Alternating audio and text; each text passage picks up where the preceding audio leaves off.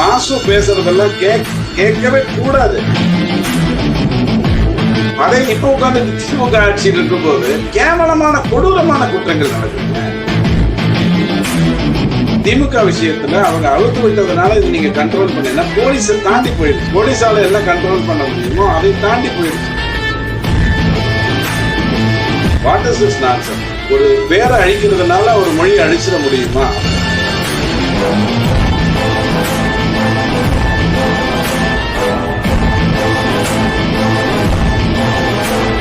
செம்மொழிக்கு ஒரு சென்டரே பிஜேபி தான் ஓபன் பண்ணுச்சு. கருணாநிதி ஐயா ஓபன் பண்ணல. தமிழ் மொழியை எல்லா இடத்துலயும் எடுத்துட்டு போற வேலையை மோடி தான் செய்யறாரு. இவர் குரலை பார்த்து படிக்கிறதுக்கே தெரியாது.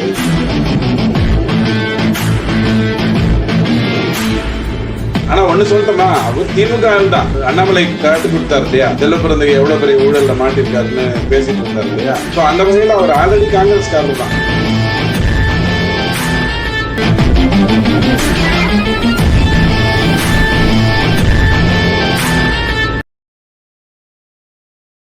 சார், இதுக்கு எல்லாமே காரணம் கஞ்சா தான் அப்படின்னு சொல்லப்பட்ட நிலையில மாசு அவர்கள் தமிழகத்துல 0% கல்டிவேஷன் சொன்னாங்க. இப்ப சொல்றாங்க இல்ல படக்கூடை மூலமாலாம் ஆந்திரால இருந்து இங்க வருது அப்படின்னு சொல்றாரு. இதுல உங்கள் கருத்து என்ன சார்? ஆந்திரால இருந்து இங்க வந்தா அதை தடுக்கிறதுக்கு இஸ்லாமாபாத்ல இருந்து போலீஸ் வருவாங்களா? நம்ம போலீஸ் தானே தடுக்கணும். வருதுன்னு சொல்றதுக்கு அவரை வச்சிருக்கோம். இப்ப எங்க வீட்டுல நிறைய பெருச்சாளி வருதுன்னு சொல்றதுக்கு தான் நான் உட்காந்துருக்கேனா? நான் படிச்சிருக்கேன்ல. ஒன்னா வடை வைக்கணும், இல்லைன்னா பிஸ்கட் வைக்கணும். அப்ப அதை செய்யறதுக்கு தானே நான் இருக்கேன். அப்புறம் ஆந்திரால இருந்து வருதுன்னா என்ன அர்த்தம்? தமிழ்நாட்டு மாசு பேசுறதெல்லாம் கேட்கவே கூடாது. அது பேர் பெரியவங்க நல்லதுக்கு தான் வச்சிருப்பாங்க.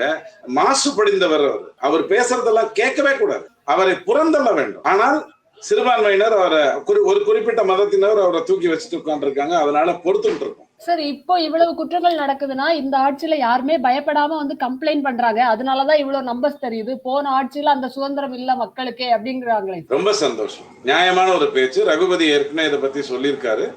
RS பாரதி கூட சொல்லுவார். ரொம்ப நியாயமான பிரச்சனை கொடுத்திருக்காங்க. தைரியமா புகார் கொடுக்குறாங்க. ஆக்ஷன் என்ன? கன்விக்ஷன் ரேட் என்ன? அதுதானே முக்கியம். நீங்க சொல்லலாம் நாகரிகத்தெல்லாம் இத்தனை வருஷம் இல்லைங்க, நாங்கெல்லாம் ஈவே ராமசாமி அண்ணாதுரைன்னு இருந்த போதெல்லாம் மிரட்டிட்டு இருந்ததுனால யாரும் புகார் கொடுக்கலீங்க. ஆனா இப்ப ஸ்டாலின் ஐயாங்கிற மகாத்மா ராஜராஜ சோழன் வந்துட்டதுனால எல்லாரும் கொடுக்குறாங்க. சொல்லுங்க, நான் ஒத்துக்கிறேன், கரெக்டா ஒத்துக்கிறேன். அப்ப ஆக்ஷன் என்ன? சொல்லப்பட்டது மட்டும்தான் நடந்த குற்றமா? ஒரு குற்றம் ஒரு பெண்ணுக்கு நடந்ததுன்னா 10,000 குற்றம் மறைக்கப்பட்டிருக்கு அல்லது எடுத்து சொல்லப்பட்டிருக்காது. பயந்துப்பாங்க.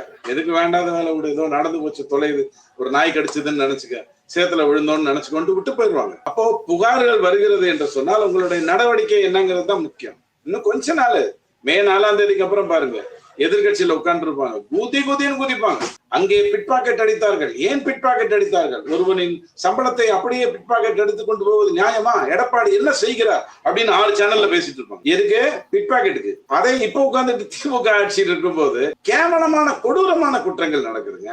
அசிங்கமா இருக்கு, படிக்கிறதுக்கே அசிங்கமா இருக்கு. நேற்றுக்கு நான் ஒரு விவாதத்துல சொன்னேன், முன்னெல்லாம் நான் பேசுறத கரெக்டா புரிஞ்சுக்கோங்க. முன்னெல்லாம் இந்த கள்ளக்காதல், கற்பழிப்பு அப்படின்ற நியூஸ் வந்ததுன்னு வச்சுக்கோங்களேன், அதை படிச்சுக்கிட்டே இருக்கும்போது அதுல ஏதோ ஒரு சின்ன ஒரு கிளுகிழுப்பு இருக்கும். ஏன்னா ஏதோ ஒரு லூசு இன்னொரு லூசோட தப்பு பண்ணிருக்கும். இதான் நடந்திருக்கும். ஆனா இப்ப நடக்கிறதெல்லாம் வக்கரம். படிக்க முடியல. படிச்சா ஒரு பெண்ணை பெத்தவனா இருக்க முடியல, பெண்களோட பழகின்றவனா இருக்க முடியல. அவ்வளவு கேவலமா இருக்கு இந்த ராஜராஜ சோழனுடைய ஆட்சி. அது புரிஞ்சுக்க மாட்டேங்கிறாங்க. சார், ஒரு நாட்டுல நடக்கிறதுக்கு ஆளுங்கட்சி எந்த அளவுக்கு ரெஸ்பான்சிபிலிட்டி, அதே மாதிரி எதிர்கட்சி. நீங்களே சொன்னீங்க எதிர்கட்சியா இருக்கும்போது திமுக இதெல்லாம் செய்வாங்கன்னு. கண்டிப்பா சார்.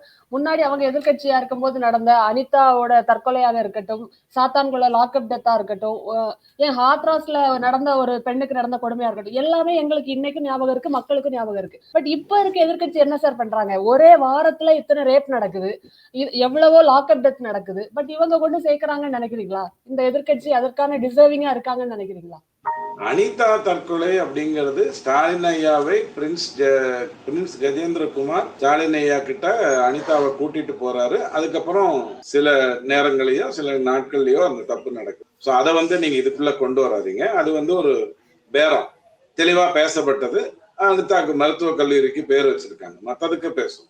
நீங்க கேட்டதுல ஒரு நியாயமான கேள்வி. அவங்க எதிர்க்கும் போது ஸ்ட்ராங்கா எதிர்க்கிறாங்க, நீங்க எதிர்க்கும் போது ஏன் ஸ்ட்ராங்கா எதிர்க்க மாட்டேங்கிறீங்க? நியாயமான கேள்வி. நீங்க எதிர்க்கும் போது ஏன் ஸ்ட்ராங்கா எதிர்க்க மாட்டேங்கிறீங்க அப்படிங்கிறது நீங்க கேட்கிற கேள்வி. என்னோட கேள்வி என்னன்னா, திருடனுக்கு தெரியும் எங்க தப்பு நடக்குது, எப்படி தப்பு நடக்குதுன்னு. அவன் தான் அவுத்து விடுறான். இப்போ ஒரு 100 நாய் வந்துருச்சுன்னு வச்சுக்கோங்க, நம்ம தெருவுல 100 நாய்கள் வந்துருச்சுன்னு வச்சுக்கோங்க, நமக்கு இதை எப்படி கண்ட்ரோல் பண்றதுன்னு தெரியாது. மிஞ்சி போனா கார்பரேஷனை கூப்பிடுவோம், நாம எல்லாம் வீட்டுல போய் உட்காந்துப்போம், அந்த 100 நாயை கொண்டு போறதுக்கான ஏற்பாடு. ஆனா இந்த திருடங்க இருக்காங்க பாருங்க, அவங்களுக்கு இந்த நாயை எப்படி பிடிக்கணுங்கிறது அவங்க தான் அவுத்தே விட்டுருப்பாங்க. திமுக விஷயத்துல அவங்க அவுத்து விட்டதுனால இது நீங்க கண்ட்ரோல் பண்ண போலீஸை தாண்டி போயிடுச்சு. போலீஸால என்ன கண்ட்ரோல் பண்ண முடியுமோ அதை தாண்டி போயிடுச்சு. அந்த இன்னொரு எம்எல்ஏ ஒருத்தர் இருந்தாரு, எம்எல்ஏ நண்பன் ஒருத்தர் இருந்தார், தெய்வ செயல். இவங்க எல்லாம் பண்ற குற்றம். மகாவிஷ்ணுன்னு ஒருத்தரை பத்தி திடீர்னு ஒரு பெரிய விவாதம் வருது, அதுக்கப்புறம் அப்படியே அது ஆஃப் ஆயிடுச்சு. சம்பவம் நடக்கும்போது அன்பில் பொய்யாமொழியுடைய டிரைவர் ஒரு பாலியல் குற்றம் செய்யறாரு, அதை அப்படியே மறைக்கிறதுக்காக தான் இது நடந்ததுன்னு நான் நினைக்க வேண்டியதா இருக்கு. இதெல்லாம் தான் பிரச்சனை. நம்ம எடுத்துட்டு போறோமே. இப்ப நேற்றுக்கு போராட்டம் அனைத்து கட்சியும் சேர்ந்துதான் நடத்தினாங்க. பெண்களுக்கு புரியுது சாராயத்தினாலதான் பிரச்சனை வருது, போதையினாலதான் பிரச்சனை வருது அப்படின்னு புரியுது. ஆட்சியில் இருக்கிறவங்களுக்கு தான் அது புரிய மாட்டேங்குது. ஆனா ஒண்ணு புரிஞ்சுக்கோங்க, 2026 அப்புறம் இவங்க கேள்வி கேட்பாங்க மே 4ஆம் தேதிக்கு அப்புறம்னா, கேள்வி கேட்கிற அளவுக்கு ஆட்சி கேவலமா இருக்காது. பட் ஆனா சின்ன விஷயத்த கூட இவங்க, அதாவது யதார்த்தமா நடக்கிற விஷயத்த கூட இவங்க பெருசா பேசுவாங்க. அதையெல்லாம் கட்டுப்படுத்தணும். எதிர்கட்சினா கேட்கணும், கேட்காம இருக்காங்கிறது உண்மை. ஆனால் எல்லாரும் உணரக்கூடிய வகையில தான் தப்பு நடக்குது.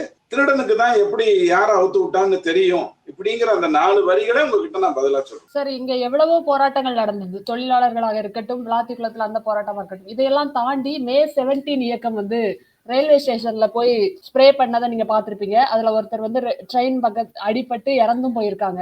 இதில் உங்கள் கருத்து என்ன சார்? முட்டாள்தனம். அதாவது இது இப்ப இல்ல, நேரு கேட்டாராமா, நேரு கிட்ட போய் சொல்லிருக்காங்க அந்த காலத்துல ரயில்வே ஸ்டேஷன்ல எல்லாம் இந்தியில இருக்கிற பேரை தார் பூசி அணைக்கிறாங்க அப்படின்னு. அதுக்கு நேரு சொன்னாருன்னா, வாட் இஸ் திஸ் நான்சென்ஸ் அப்படின்னு. What is this nonsense?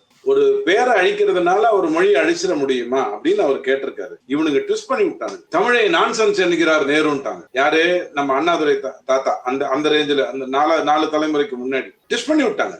அவர் பாவம் எதுக்காக சொன்னாருன்னா, ஏன்டா தார் பூசினா மொழி அடிக்க முடியுமாடா முட்டாளு, திருப்பி நாளைக்கு மஞ்சள் கையில பெயிண்ட் அடிச்சுட்டு அதே இந்தியில தாண்டா பேர் எழுதுவான், நாட்டுக்கு தாண்டா செலவு அதிகம், உங்க இருப்பை காட்டிக்கிறதுக்கு திருமுருகன் காந்தி உனக்கு வேற இடத்துல வேலை கிடைக்கலையா, இதான் வேலை கிடைச்சுதா, 4 வருஷமா காசை எண்ணிட்டு இருந்தியா, திருட்டுத்தனம் பண்ணிட்டு இருந்தியா அப்படின்னு எல்லாம் கேட்கணும். ஆனா கேட்டா அவனுக்கு ட்விஸ்ட் பண்ணி விட்டுருவாங்க. இப்ப சமீபத்துல நடந்தது வேலையே இல்ல, என்னால பொருந்துக்க முடியல அப்படின்னு சொல்றாரே சார். எல்லாமே இந்திக்காரங்களுக்கே சொல்றாங்க, தமிழ் மாணவர்களுக்கு வேலையே இல்ல அப்படின்னு சொல்றாரே சார். உதாரணத்துக்கு நீட்ல அந்த பிரச்சனை வந்த போது தமிழ்ல தான் கேள்விகள் வந்தது, தமிழ்ல எழுத முடியும்னு வந்தது.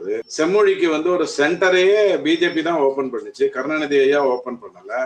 தமிழ் மொழியை எல்லா இடத்துலயும் எடுத்துட்டு போற வேலையும் மோடி தான் செய்யறாரு. இவருக்கு குரலை பார்த்து படிக்கிறதுக்கே தெரியாது. இதெல்லாம் நடந்துட்டு இருக்கிற ஒரு விஷயம். உடனே இவங்க என்ன பண்ணுவாங்க, எங்க தாத்தாட்ட கேள்வி கேட்ட மாதிரியே, சமஸ்கிருதத்துக்கு இத்தனை கொடுத்தீர்களே, தமிழுக்கு இத்தனை தான் கொடுக்க முடிஞ்சுதான்னு வளருவாங்க. இந்தியா பூரா மன்மோகன் சிங் ஆட்சி காலத்தில் வரைக்கும் சமஸ்கிருத கல்லூரிகளை தொடங்கி வச்சார். தமிழ்நாட்டுல கருணாநிதி தொடங்கி வைக்கல, எம்ஜிஆர் மட்டும்தான் ஒரே ஒரு தமிழ் பல்கலைக்கழகம் தொடங்கி வச்சார். அப்ப பல்கலைக்கழகத்துக்கு கொடுக்கறத வச்சுட்டு சமஸ்கிருதத்துக்கு இத்தனை தமிழுக்கு இத்தனையா அப்படின்னு கேட்டா, தொடங்கு, தமிழ் யூனிவர்சிட்டி தொடங்கு, யாரு வேண்டாங்கிறா, தொடங்குன்னு உடனே நம்மால் கிட்ட வந்துடுறான். அறநிலையத்துறை கிட்ட உங்ககிட்ட தான் காசு இருக்கு, அதை வச்சு நான் கல்லூரி நடத்தட்டுமா, திருமண மண்டபம் நடத்தட்டுமாங்கிற. ஏய் வேலையை பாரு, அது பக்தர்கள் கொடுத்தது, இந்தியர்கள் கொடுத்தது இல்ல, இந்துக்கள் கொடுத்தது இல்ல, பக்தர்கள் கொடுத்தது. அது அங்க பக்திக்கு மட்டும்தான் செலவு பண்ணணும்னு நீதிமன்றம் சொல்ற மாதிரி ஆகும். எதை தின்னா பித்தம் தெரியும் தெரியாம கிழிச்சுக்கிட்டு திரியுறாங்க. சோ இன்னொரு 30 நாள் நல்லா என்ஜாய் பண்ணணும். காங்கிரஸ் திமுக விரிசல் அப்படியெல்லாம் நிறைய பேசினாங்க. பட் செல்வ பெருந்தகை அவர்கள் சொல்லியிருக்காங்க, நாங்க 28 சீட்டுங்கிறது தமிழ்நாட்டு மக்களை காப்பாத்துறதுக்காக நாங்க ஒத்துருக்கோம் அப்படின்னு சொல்றாங்க. இது உங்கள் கருத்து என்ன?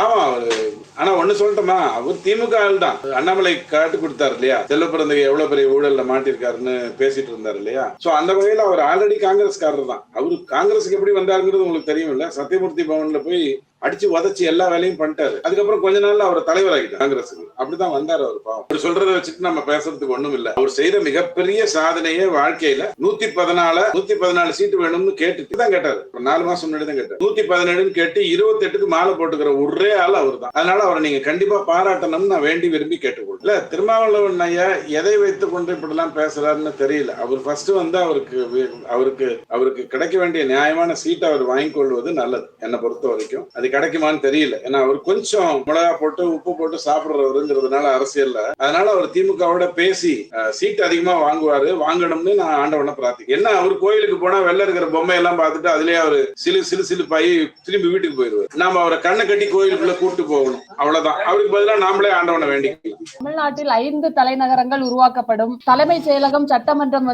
திருச்சிக்கு மாற்றப்படும் அப்படின்னு சொல்லியிருக்காங்க. யாரு?